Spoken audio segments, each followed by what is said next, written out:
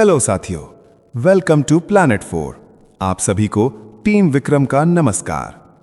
पिछले वीडियो में हमने आपको बताया था कि किस तरह इस वक्त पूरा का पूरा यूरोप अमेरिका से ठगा हुआ महसूस कर रहा है और कैसे यूरोप के बड़े बड़े नेता भारत की शरण में आते नजर आ रहे हैं। फ्रांस के राष्ट्रपति हों, जर्मनी के चांसलर हों या फिर यूरोपियन यूनियन के अध्यक्ष हों, सब के सब भारत पहुंच रहे हैं ताकि डोनाल्ड ट्रंप को समय रहते सबक सिखाया जा सके।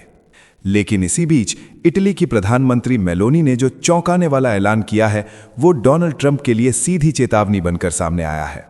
दरअसल अमेरिका लंबे समय से यूरोप का शोषण करता चला आया है, लेकिन अब यूरोप की आंखें धीरे धीरे खुलती दिखाई दे रही हैं। अमेरिकी विशेषज्ञ भी ये बात मानने लगे हैं कि यूरोप कई सालों से अमेरिका का पिछलग्गू बना हुआ था। जेफरी सैक्स जैसे विशेषज्ञ पहले ही कह चुके हैं कि यूरोप को अपनी स्वतंत्र नीति पर ध्यान देना चाहिए, क्योंकि अमेरिका के पीछे पीछे चलने से यूरोप को नुकसान हो रहा है। और उनका ये बयान कहीं ना कहीं सच साबित होता दिख रहा है, जब अचानक अमेरिका यूरोप के एक बड़े इलाके पर कब्जा करने के लिए सेना भेजने तक की बात करने लगा है। कई मामलों में यह भी कहा जा रहा है कि अमेरिका यूरोप के कुछ इलाकों में पैसे बांटने की रणनीति पर काम कर रहा है ताकि वहां के लोग अमेरिका में शामिल होने के लिए तैयार हो जाएं।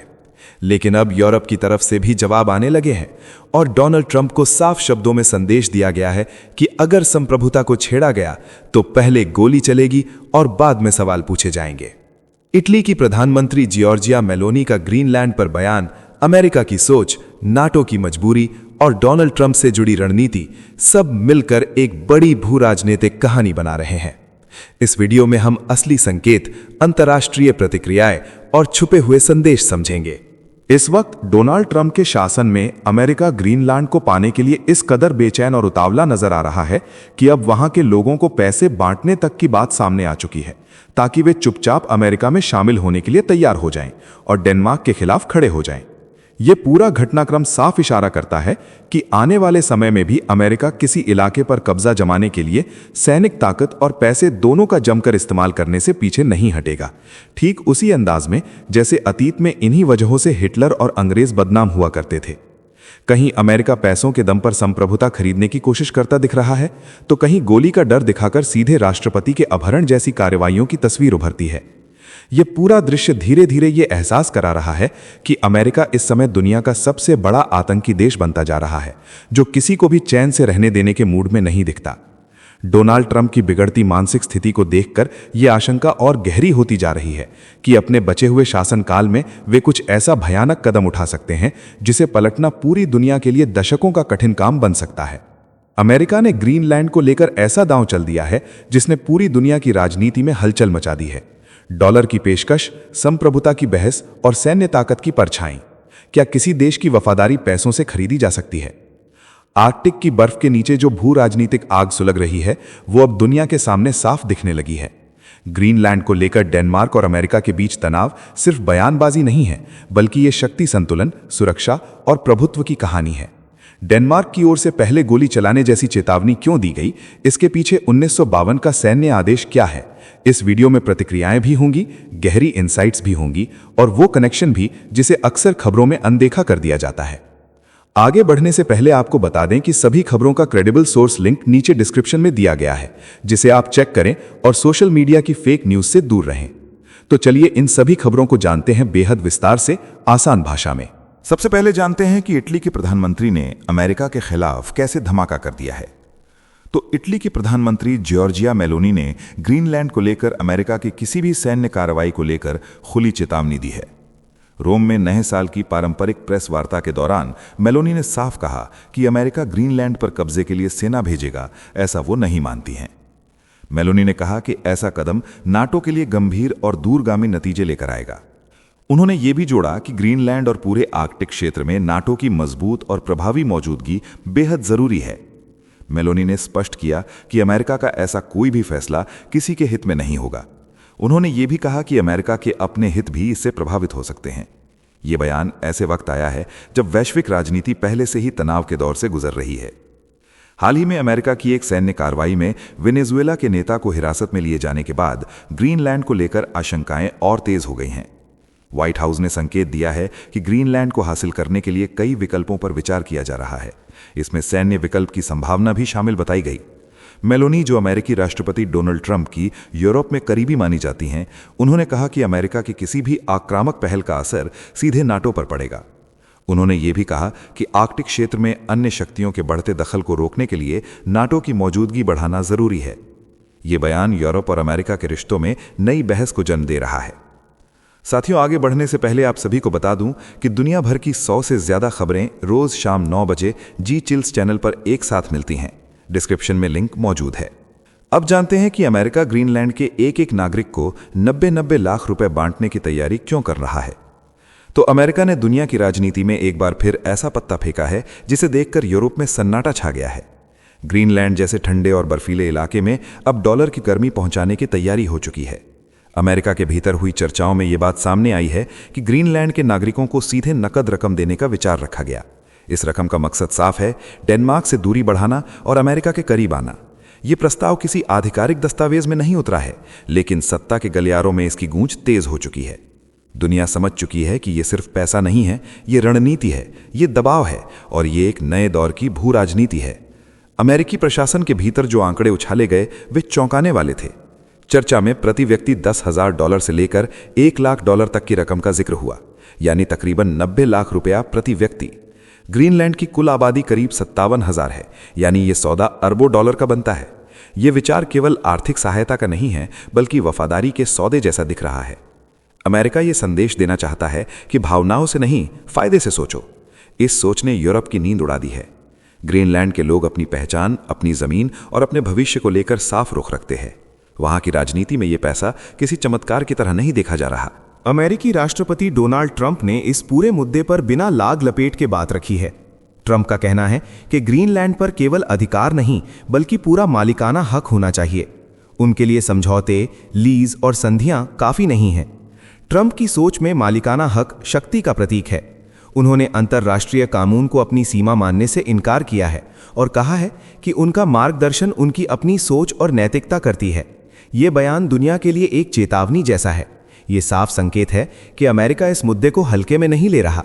डेनमार्क और ग्रीनलैंड दोनों ने एक सुर में इस योजना को खारिज किया है। ग्रीनलैंड के प्रधानमंत्री ने साफ कहा है कि उनके भविष्य का फैसला बाहर बैठकर कोई और नहीं कर सकता। डेनमार्क ने भी दो टूक शब्दों में कहा है कि ग्रीनलैंड बिक्री की वस्तु नहीं है। ये सिर्फ जमीन का मामला नहीं है, ये सम्मान और संप्रभुता का सवाल है। यूरोप के कई देशों ने भी इस विचार पर चिंता जताई है। नाटो के भीतर भी बेचैनी महसूस की जा रही है, क्योंकि दोनों देश नाटो का हिस्सा हैं और ये विवाद गठबंधन की एकता पर असर डाल सकता है। व्हाइट हाउस ने यह भी साफ किया है कि सैन्य विकल्प को पूरी तरह खारिज नहीं किया गया है। ये बयान अपने आप में भारी है। अमेरिका पहले से ही 1951 के समझौते के तहत ग्रीनलैंड में सैन्य मौजूदगी रखता है। अब इस मौजूदगी को विस्तार देने की सोच सामने आ रही है। ये रणनीति केवल सुरक्षा की नहीं है, बल्कि आर्कटिक क्षेत्र में प्रभाव बढ़ाने की है। रूस और चीन की बढ़ती सक्रियता के बीच अमेरिका ग्रीनलैंड को एक अहम मोहरे की तरह देख रहा है। ग्रीनलैंड का ये मामला आने वाले समय की तस्वीर दिखाता है, जहां नकद प्रलोभन, सैन्य ताकत और राजनीतिक दबाव एक साथ इस्तेमाल किए जा रहे हैं। ये कहानी वैश्विक व्यवस्था की बदलती चाल की कहानी है। आज सवाल जमीन का है, कल सवाल प्रभाव का होगा। अब समझते हैं कि डेनमार्क ने अमेरिका के खिलाफ गोली चलाने की बात क्यों कर दी है। तो आर्कटिक की बर्फ के नीचे सुलगती राजनीति अब खुलकर सामने आ चुकी है। डेनमार्क ने अमेरिका के राष्ट्रपति डोनाल्ड ट्रंप को ग्रीनलैंड के मुद्दे पर दो टूक चेतावनी दे दी है। डेनिश रक्षा मंत्रालय ने साफ किया है कि ग्रीनलैंड पर किसी भी बाहरी ताकत की सैन्य कार्रवाई की स्थिति में वहां तैनात सैनिक पहले गोली चलाएंगे और बाद में सवाल करेंगे। यह फैसला किसी भावनात्मक प्रतिक्रिया का नतीजा नहीं है, बल्कि 1952 के ठंडे युद्धकालीन सैन्य आदेश के तहत लिया गया कदम है। इस आदेश के अनुसार विदेशी आक्रमण के संकेत मिलते ही सैनिकों को बिना किसी अतिरिक्त अनुमति के तुरंत जवाबी कार्रवाई करनी होगी। कोपेनहेगन से यह संदेश वॉशिंगटन तक गूंज चुका है और यूरोप की राजधानियों में भी इसकी गूंज सुनाई दे रही है। ग्रीनलैंड केवल बर्फ और बर्फानी हवाओं की जमीन नहीं है, ये आर्कटिक का रणनीतिक मोर्चा है, जहां से वैश्विक शक्ति संतुलन को दिशा मिलती है। ये स्वायत्त क्षेत्र डेनमार्क के अधीन है और नाटो की सुरक्षा परिधि में आता है। ट्रंप प्रशासन ने ग्रीनलैंड को अमेरिकी राष्ट्रीय सुरक्षा के लिए अत्यंत महत्वपूर्ण बताया है। इसी सोच के साथ अमेरिका में यह चर्चा तेज हुई कि ग्रीनलैंड पर नियंत्रण के विकल्पों पर विचार किया जाए। इन विकल्पों में सैन्य दबाव की आशंका ने यूरोप की नींद उड़ा दी है। डेनमार्क ने स्पष्ट कर दिया है कि ग्रीनलैंड किसी सौदे की वस्तु नहीं है और किसी भी तरह की ताकत का प्रयोग सीधे टकराव की ओर ले जाएगा। डेनमार्क की चेतावनी के बाद फ्रांस, जर्मनी और अन्य नाटो साझेदार खुलकर ग्रीनलैंड के समर्थन में आ गए हैं। यूरोपीय नेताओं ने सामूहिक रूप से कहा है कि ग्रीनलैंड की संप्रभुता पर कोई समझौता नहीं होगा। फ्रांस के विदेश मंत्री ने सहयोगी देशों के साथ मिलकर ठोस प्रतिक्रिया की जरूरत जताई है। डेनमार्क की प्रधानमंत्री मेटे फ्रेडरिक्सन ने भी साफ कहा है कि डेनमार्क साम्राज्य और ग्रीनलैंड नाटो का हिस्सा है और गठबंधन की सुरक्षा गारंटी के अंतर्गत आते हैं।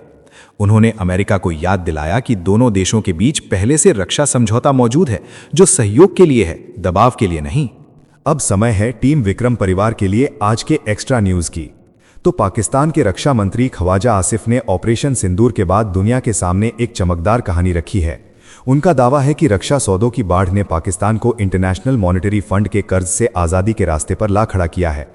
जियो न्यूज़ को दिए बयान में उन्होंने कहा कि मई के 4 दिवसीय सैन्य टकराव के बाद पाकिस्तान की हथियार इंडस्ट्री को जबरदस्त ऑर्डर मिले हैं। उन्होंने वायुसेना के प्रदर्शन को असाधारण बताया और कहा कि दुनिया ने पाकिस्तान की सैन्य क्षमता और इरादों को देख लिया है। ये दावा उस समय किया गया है जब पाकिस्तान $7 अरब के सख्त बेल आउट प्रोग्राम के तहत आर्थिक सांसें गिन रहा है और हर कदम पर शर्तों में जकड़ा हुआ है। हकीकत की परत खोलें तो तस्वीर और रंग दिखाती है। रिपोर्टों के अनुसार वर्ष 2025 में पाकिस्तान ने करीब $10 अरब के रक्षा निर्यात समझौते बताए हैं। जॉन F-17 लड़ाकू विमान और मुशाक ट्रेनर एयरक्राफ्ट को आगे किया गया है। लीबिया की नेशनल आर्मी के साथ $4 अरब का सौदा भी चर्चा में है, जो संयुक्त राष्ट्र के हथियार प्रतिबंधों के साये में है। भारत की तरफ से साफ किया गया कि संघर्ष के बाद पाकिस्तान के DGMO ने ही सीज फायर के लिए संपर्क किया था, जब इंडियन एयरफोर्स की मिसाइल कार्रवाई से उनके एयरबेस प्रभावित हुए। भारतीय सैन्य अधिकारियों ने पाक को चीन और तुर्की की तकनीकी और खुफिया मदद की भी बात रखी है। पाकिस्तान की ये कहानी आत्म प्रशंसा से भरी है और आर्थिक सच्चाई अब भी कड़ी जमीन पर खड़ी है। इस वीडियो में फिलहाल इतना ही। जाने से पहले वीडियो को लाइक करके चैनल को सब्सक्राइब कर लें और साथ ही हमें बताएं कि आप किस राज्य और शहर से हमारे वीडियो को देख रहे हैं। टीम विक्रम जल्द हाजिर होंगे एक और नई अपडेट के साथ। आपका दिन मंगलमय हो। धन्यवाद।